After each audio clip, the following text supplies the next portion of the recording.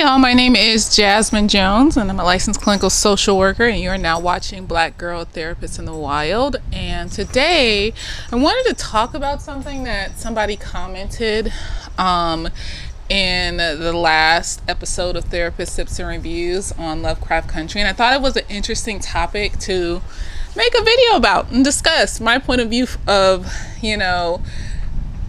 can mental health be used as an excuse against bad behavior? Oh, because this person was depressed, because this person was abused, and such and so on, and all these other things, that's an excuse for why they went and did heinous things and hurt people and all this other stuff. And I wholeheartedly do not believe that. I believe in the comments we were talking about Christina and how she is displaying traits of sociopathy and lack of empathy, and because of possibly things that happened in her childhood and with her dad, or she could have been born that way, or it's a mixture of both, and calling out the fact that she may have sociopathic tendencies, is that saying that is that being ableist by saying, oh, well, because she has this is the way she is? And I don't think so. I feel like most people with mental health issues understand what's going on with them. Maybe they may not understand they have a mental health issue, but they do understand that they are in emotional turmoil. They do understand that people around them aren't behaving the same way that they do, especially when you have a personality disorder. So sociopathy is antisocial personality disorder, and oftentimes we say they don't realize that they have it and things like that. No, they tend to realize that they lack empathy or that they deal with life in a different way. It's more so that they realize it, but they may not see it as a problem. They may not care.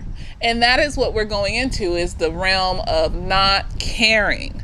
So if I have depression and one of the symptoms of my depression is irritability, and I choose to say, I get irritable all the time, so I'm just going to take it out on other people and not deal with it, that's a choice that I'm making of how I want to deal with my irritability. In making that choice, that makes me a trash individual. I said it, I am not taking it back. If you have a mental health issue and you choose to deal with it by hurting other people, that choice, in making that choice, that makes you a trash individual. Because there are so many people out here with mental health issues that decide to just not acknowledge it and just try to live their life regular and hope that it goes away, or decide to go to therapy and get help, decide to talk to friends and reach out. There's so many people out here with these issues that are saying, hey, I have this issue and I don't want to feel this way anymore. Or I have this issue and I'm just going to feel this way, but I'm not going to hurt others. I might internalize things and, cause harm to myself, but I'm not going to spread those issues to other people. And in doing so, potentially create other mental health issues in other people. So definitely, basically spreading your issues and traumas and things like that around, like cancer, because that's how mental health issues are spread a lot of the time. There's the argument of nature versus nurture. Are we born with it? Do we learn it? I feel like it depends on the person. Some people can be born into a loving family and have caring people around them and just develop this sense of,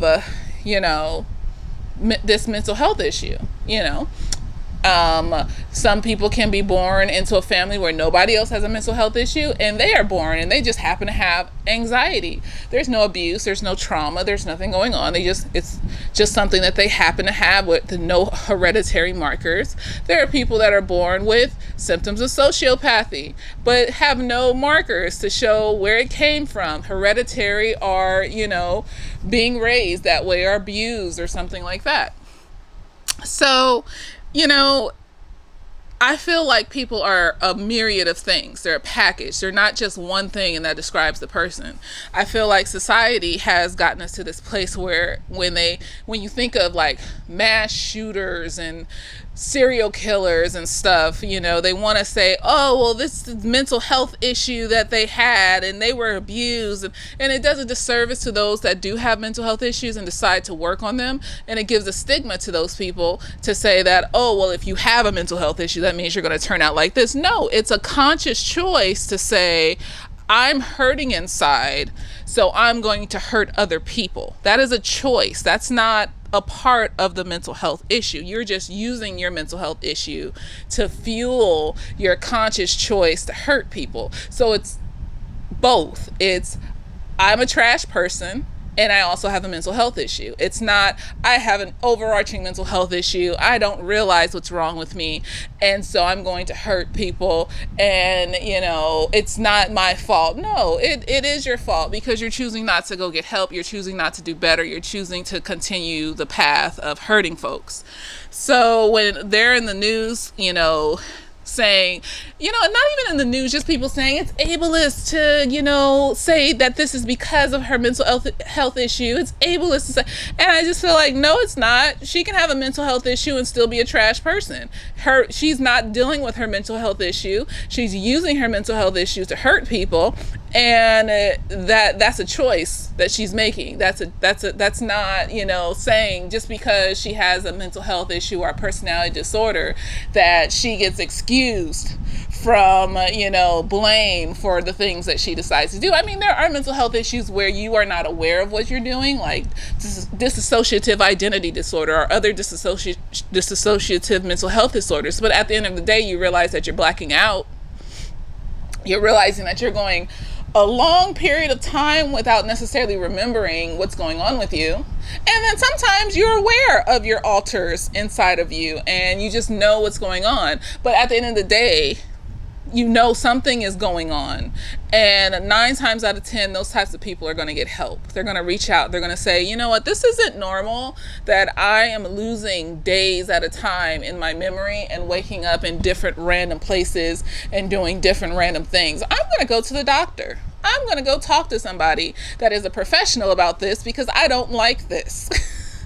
Even schizophrenia, you have lucid moments within schizophrenia where you understand that something's going on. Like when you hear voices, you are still aware of the fact that you're hearing voices. When you're seeing hallucinations, you're aware of the fact. So when we go into this place of, oh, well, people, they were schizophrenic, so that's why they mass murdered. The voices told them to do it.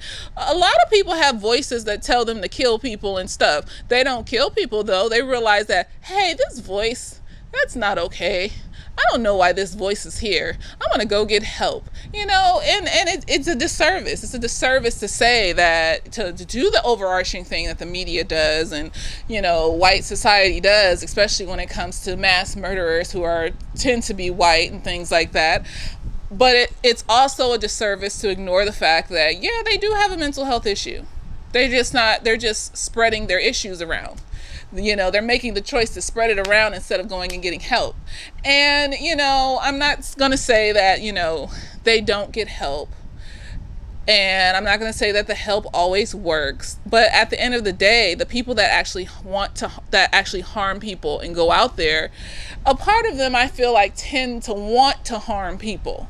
There are the people that have the mental health issue and the voices tell them to do certain things and they were abused and all this other stuff. And they say, you know what, I don't like this and I'm going to work my hardest at fixing it. And then there are the people that say, you know what, this is who I am as a person. We're in denial now. We can have delusional thoughts about things and stuff like that and believe those delusional thoughts. But a part of that is being in denial as well, because after the 3rd or 4th time of being arrested and seeing that there's a consequence to these behaviors, you would think, oh, even though I have the delusional thought that everyone should listen to me and do what I say, I keep getting arrested. Maybe I should go get help for that. I don't want to be arrested anymore. So yeah, I feel like we should acknowledge all parts of a person rather than just pieces and say that that's who they are. That one piece is who this person is. Whether, it's the overarching, we have a mental health issue, so that excuses us from, molesting the children. Or, this person is just a monster, they don't have a mental health issue, it's no, it's multiple, it's both things, and not acknowledging it also doesn't acknowledge how painful a mental health issue is to fuel wanting to hurt people. This is so painful. I'm filled with so much hatred and rage and things like that about life, that I just want to hurt people. That it's pushing me to that edge to where I want to hurt people.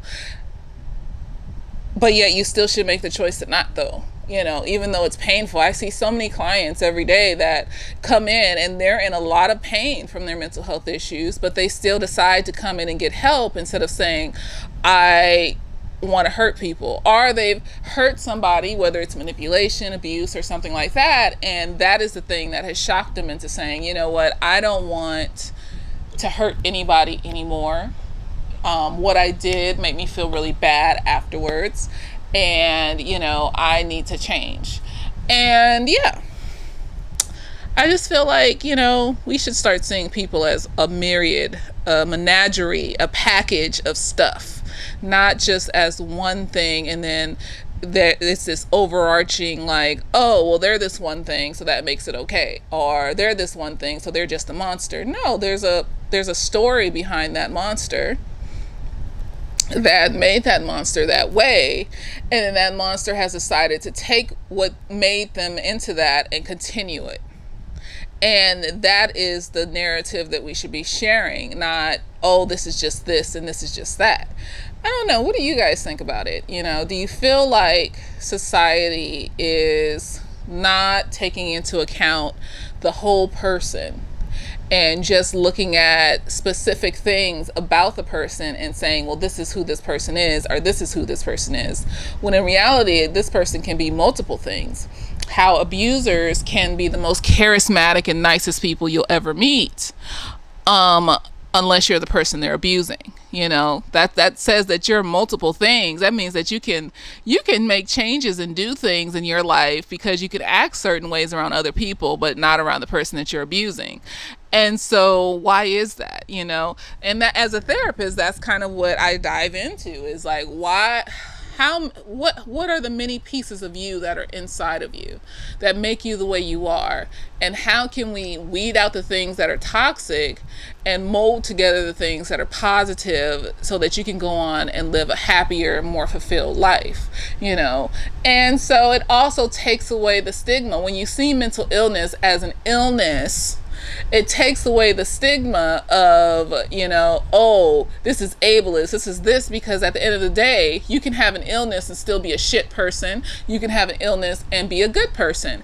It's just an illness. It's not who you are as a person. So who you are as a person is what you choose to do with that illness. Like a certain orange Cheeto that's in the White House and has COVID. COVID is not deciding to, go back to the White House and spread diseases everywhere and ride around in a hermetically sealed motorcade car and spread diseases to everybody else in the car.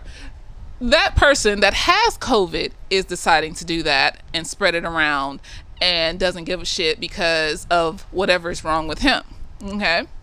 And obviously, if he's a narcissist, as many people have said, I'm not necessarily saying that, but it seems like he has tendencies. A lot of people are saying some fuck shit about you.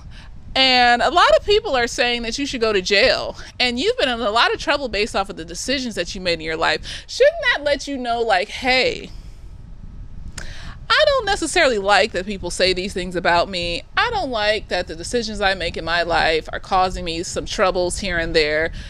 Maybe I should go see what's wrong with my decision making. But then, when you're in that state of choosing to not care about how you're presenting yourself to the world, then you're not going to care about what you do and who you harm and things like that. So yeah, I don't think it's ableist to say that somebody has a mental health issue on top of being a trash person.